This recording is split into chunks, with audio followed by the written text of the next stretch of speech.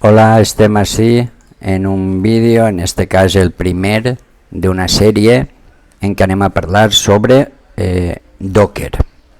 Docker és un programa, és un software de virtualització que està relacionat en la arquitectura de microservells. ¿Vale?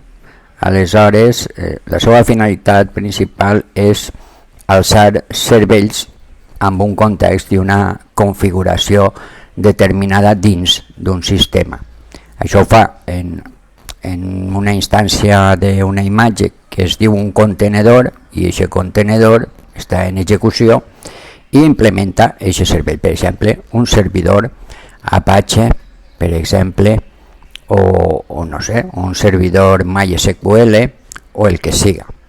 I es pot instal·lar el software que necessites, des d'editors de text fins a, no sé, el PHP, el que necessites. Bé, anem a començar pel principi, que seria amb la instal·lació. En principi, així en aquest sistema no està instal·lat el Docker, i faríem la manera més fàcil per a instal·lar-ho en Linux, en entorn Ubuntu o Debian, és a través de Snap, el gestor de paquets Snap. Snap install Docker, val? I res.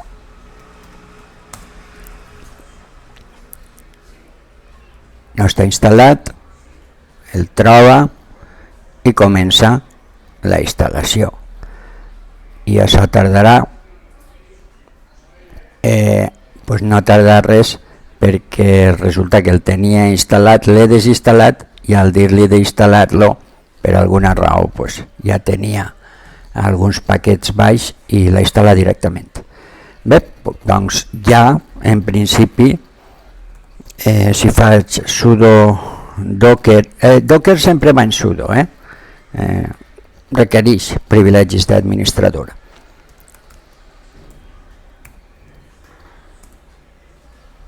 Versió de Docker, així ens apareix que la versió de Docker en aquest cas és la 24.05.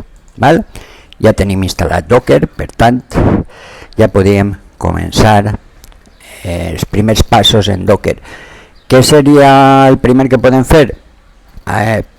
Agarrar una imatge, val? I fer córrer una instància d'aquesta imatge en la nostra màquina, que això és el que es diu un contenidor.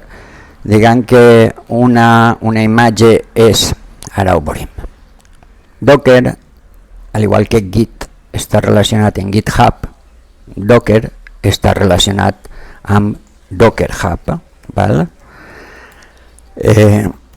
I d'igual forma tens que donar-te d'alta en el Docker Hub, val? I tindré un usuari, tindràs el teu espai per a treballar. Jo soc Xavi Blanes, val? I res, cada un que tinga el seu espai. Jo tinc un muntó de contenidors, val? I d'imatges, val? Quan s'executen seran contenidors, i de normal se solen documentar, val? I donar una xicoteta xuleta perquè puguen alçar ràpidament una imatge i llançar un contenidor. A veure, anem a lo més general, a explorar. Així n'hi ha un poc de tot, no? Vull dir, des de TensorFlow, des de Postgres, MySQL, HTTPD, Traffic, PHP, Dumper, en fi, una sèrie d'imatges, així ens destaquen les més populars. Anem a la que se sol gastar com a base, la primera, que és la de Hello World. Val? La busquem i així la tenim. És una imatge que no fa res. Bàsicament si fem una instància d'esta imatge i llancem un contenedor, veurem un missatge que ens dirà hola món, val? Si ho tenim, la documentació, en principi totes les imatges caldria documentar-les i bueno, en este cas així tenim un poc la xuleta, diria jo, val? Que si fem docker run i el nom, val? de la imatge, val? Mos llançaria una instància a este contenedor, val? Sudo, que en el que ha copiat no estava, sudo docker run i el nom de la imatge, val? Pues sense més. No la troba, val? Però no vol dir res, si a cas vos ho explique. És a dir, a veure què està fent. Diu, no l'ha trobat, però de manera local. No l'havia utilitzat mai. Entonces la descarrega del Docker Hub. Què passa quan la utilitza per segona vegada? Una imatge més llarga que costa més de descarregar. La segona vegada ja no la descarrega, ja la tens tu en local i és pràcticament instantani el fer una instància d'aquesta imatge i per tant tindre-la operativa des d'ella. Bueno, fa el que té que fer per alçar-ho, no? Per a fer el Docker Run i el que li indica que ha de fer esta imatge i a veure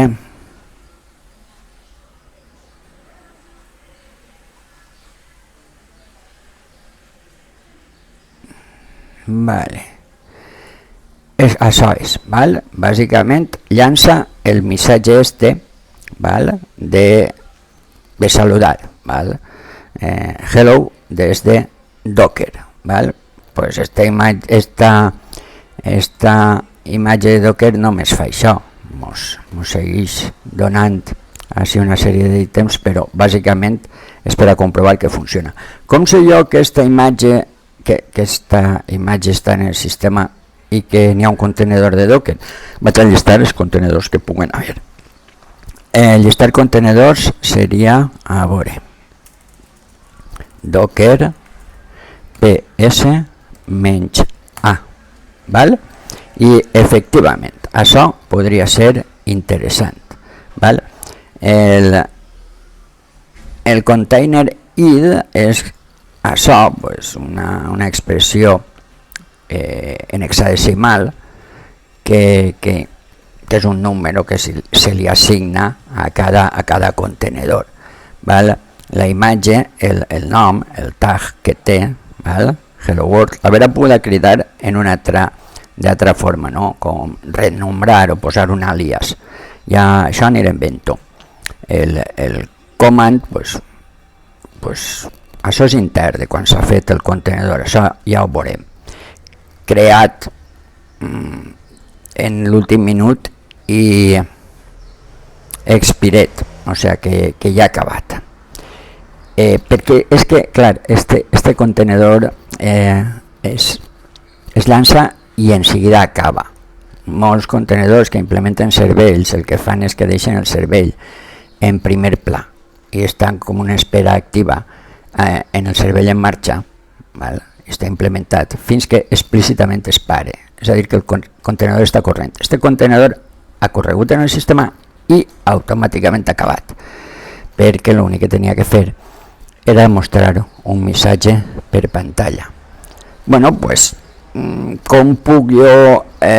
a veure, parar el contenedor no té sentit, però bueno, si volguera parar-lo, a veure, este identificador, ¿vale?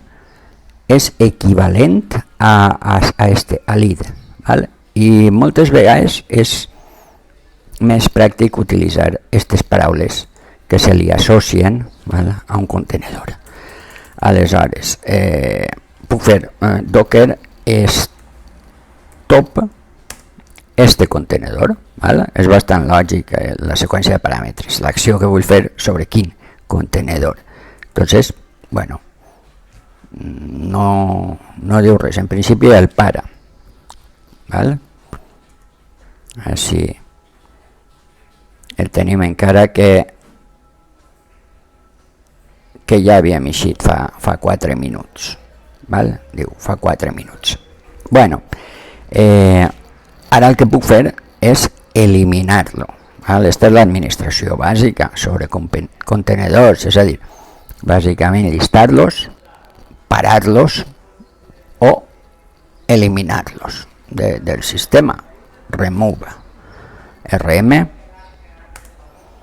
i ja està. Em diu quin és el que ha parat. Ara quan faig el llistat m'apareix que no n'hi ha contenedors en marxa en el meu sistema. Val? Doncs esta podria ser la primera lliçó bàsica de Docker, on veiem com instal·lar-lo, que podem fer ús del Docker Hub, val? I que podem cridar a una instància i posar-la en execució. Per tant, quan instanciem una imatge tenim un contenedor, que aquest contenedor podem parar-lo, eliminar-lo del sistema, en fi, i fins així. En els pròxims vídeos veurem més conceptes de Docker.